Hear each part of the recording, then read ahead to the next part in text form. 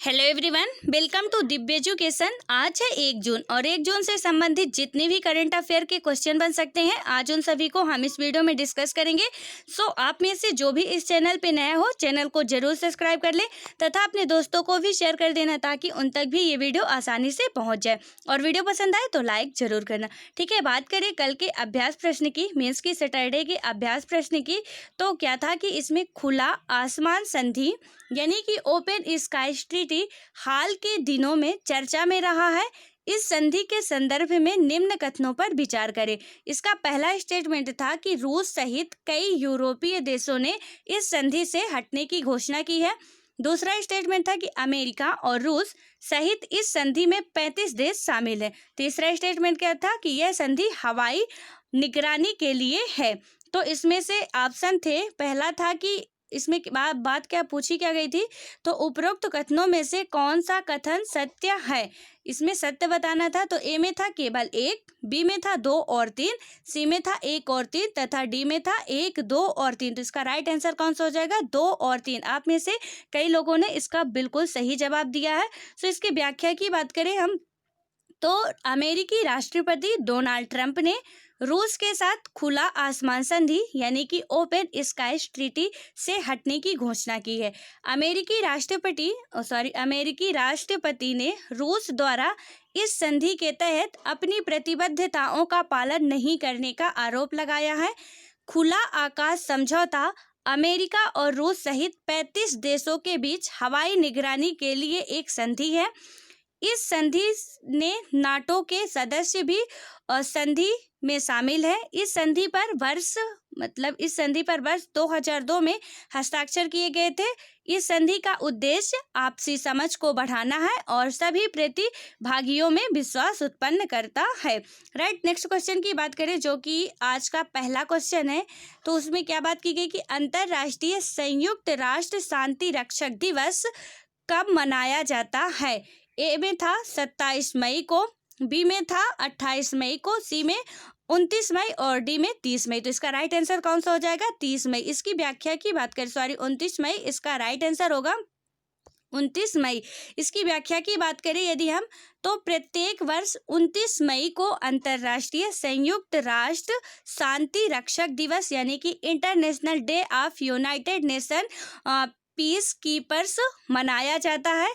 यह दिन उन सभी को समर्पित है जिन्होंने संयुक्त राष्ट्र के शांति अभियानों में कार्य किया है। राइट, नेक्स्ट क्वेश्चन की बात करें तो छत्तीसगढ़ के प्रथम मुख्यमंत्री अजीत जोगी का हाल ही में निधन हो गया है। वह किस वर्ष राज्य के मुख्यमंत्री बने थे।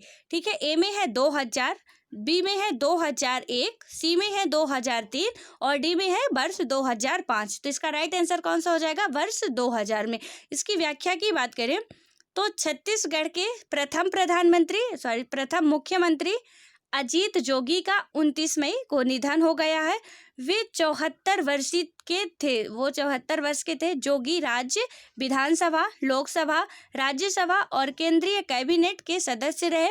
वह नवंबर 2000 से नवंबर 2003 तक छत्तीसगढ़ के गठन के बाद राज्य के पहले मुख्यमंत्री रहे हैं।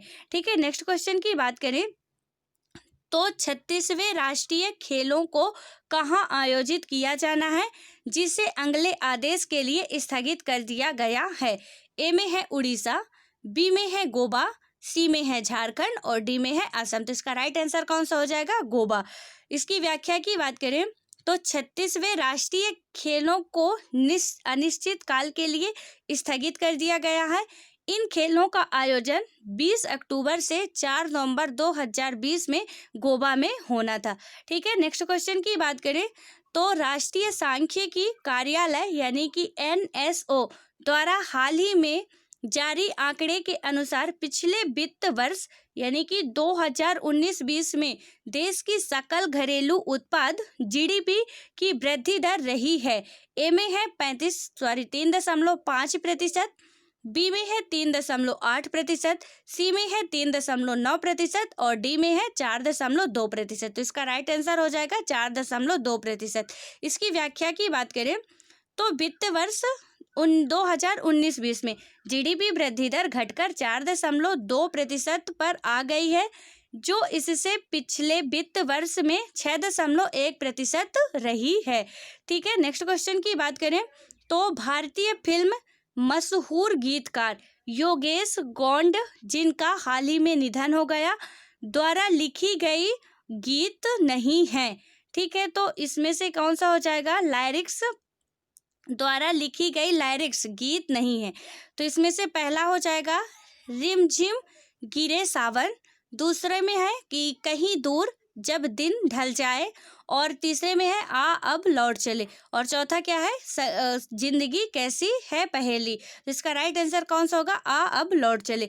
इसकी व्याख्या की बात करें तो भारतीय फिल्म के मशहूर गीतकार योगेश गौंड का 29 मई को निधन हो गया।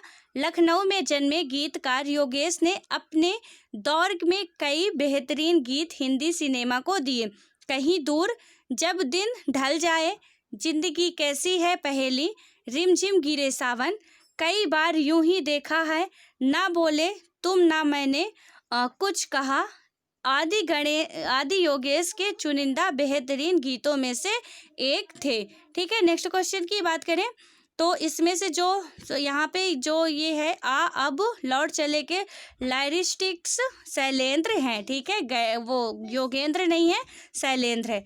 और जो सारी कविताएं हैं वो मतलब कि जो सारे गानों के नाम है वो योगेंद्र के हैं। इसमें से कौन सा है? आ अब लौट चले शैलेंद्र जी के हैं। ठीक है, नेक्स्ट क्वेश्चन की बात करें यदि हम तो विश्व डोपिंग निरोधक एजेंसी यानी कि WADA ने भारतीय एथलीट किरणजीत कौर पर प्रतिबंधित पदार्थ के सेवन के आरोप में 4 वर्ष का प्रतिबंध लगा दिया है। वह किस स्पर्धा से संबंधित हैं? तो इसमें ए में होगा लंबी कूद, बी में दौड़, सी में ऊंची कूद, और डी में है गोला फेंक। तो इसका राइट आंसर कौन सा हो जाएगा? दौड़। इसकी व्याख्या की बात करें तो विश्व डोपिंग निरोधक एजेंसी मीन्स की WADA ने लंबी दूरी की भारतीय धाविका किरणजीत कौर पर प्रतिबंधित पदार्थ के सेवन के आरोप में 4 वर्ष का प्रतिबंध लगा दिया है। उन्हें WADA द्वारा प्रतिबंधित पदार्थ यानी कि इनोबोशर्म के सेवन के आरोप में प्रतिबंधित किया गया है। राइट, नेक्स्ट क्वेश्चन की बात करें तो प्रत्येक वर्ष 30 मई को गोवा अपना स्थापना दिवस मनाता है। किस वर्ष गोवा को पूर्ण राज्य का दर्जा मिला था?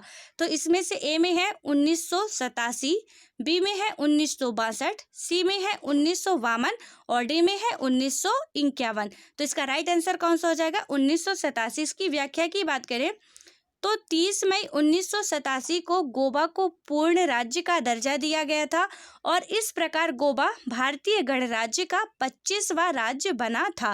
राइट, नेक्स्ट क्वेश्चन की बात करें तो किस देश ने हाल ही में अपने perspective aviation complex for long range aviation यानी कि PAKDA प्रोग्राम के तहत अपना पहला स्टेल्थ बॉम्बर विमान बनाया है? तो इसमें से पहला हो जाएगा ए में रूस, बी में है नेपाल, सी में है चीन और डी में है जापान। तो इसका राइट आंसर कौन सा हो जाएगा? रूस। इसकी व्याख्या की बात करें तो रूस वर्तमान में अपनी सेना का बहुत तेज गति से आधुनिकीकरण कर रहा है। स्टेल्थ बम्बार ऐसी ही एक उन्नति है। यह बर्शक विमान Sukhoi Su-57 supersonic fighter jet के बाद दूसरी पीढ़ी का लड़ाकू विमान है। इस स्टेल्थ बम्बर विमान का निर्माण PAKDA कार्यक्रम के तहत किया गया है। PAKDA कार्यक्रम रडार सिग्नेचर को कम करने के लिए नवीनतम तकनीकों का उपयोग करता है। भारत रूस के सबसे बड़े रक्षा साझेदारों में से एक है। राइट, नेक्स्ट क्वेश्चन की बात करें तो विश्व भूख दिवस यानी कि वर्ल्ड हंगर डे निम्न में से किस दिन मनाया जाता है? ए में है 10 जनवरी, बी में है 15 मार्च और सी में है 20 अप्रैल तथा डी में है 28 मई। तो इसका राइट आंसर कौन सा हो जाएगा? 28 मई। इसकी व्याख्या की बात करें तो प्रतिवर्ष 28 मई को विश्व भूख दिवस के रूप में मनाया जाता है। प्रतिवर्ष यह दिवस भूख और गरीबी की समस्या के स्थायी समाधान के उद्देश्य से मनाया जाता है। अंतर्राष्ट्रीय भूख दिवस विकसित और विकासशील देशों के लोगों को आत्मनिर्भरता की दिशा में चलते हुए भूख और गरीबी से जूझते लोगों के प्रति एकजुटता और समर्थन देने के लिए प्रेरित करता है। राइट, नेक्स्ट क्वेश्चन की बात करें जो कि आज का लास्ट क्वेश्चन है कि रेलवे ने हाल ही में एडवांस आरक्षण की अवधि 30 दिनों से बढ़ाकर कितने दिन के लिए कर दिया है? ए में है 60 दिन, बी में है 45 दिन, सी में है 120 दिन तथा डी में है 90 दिन।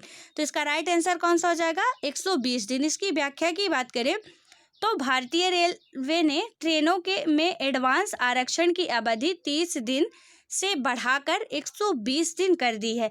आरक्षण का यह प्रावधान 230 ट्रेनों में लागू होगा। इनमें 30 ट्रेनों का संचालन 12 मई से हो रहा है, जबकि 200 ट्रेनों का संचालन 1 जून से यानी कि आज से शुरू होगा। यह प्रावधान 31 मई 2020 की सुबह 8 बजे से लागू हो जाएगा। राइट, तो ये रहे आज के 10 important question. So I think सारे क्वेश्चन अच्छे से समझ में आ गए होंगे। बात करते हैं कल जो अभ्यास क्वेश्चन है आज का कि विश्व बैंक ने दक्षिण एशिया में जलवायु परिवर्तन और आपदा प्रबंधन के लिए किस भारतीय अर्थशास्त्री को नियुक्त किया है? इसके ए में है आभास के झा और बी में है रघुराम राजन, सी में है जगदीश भगवती और डी में है नरेंद्र जाधव। तो इसका राइट आंसर आप लोगों को बताना है। आई होप जो नेक्स्ट वीडियो इसके 2-3 नेक्स्ट वीडियो देखा होगा तो वो इसका आसानी से आंसर दे सकता है। सो आई होप कि आप सभी इसका आंसर देंगे। सो मिलते हैं नेक्स्ट वीडियो में, तब तक के लिए बाय बाय, खुश रहो, पढ़ते रहो और अपनी पढ़ाई को कंटिन्यू बनाए रखो। धन्यवाद।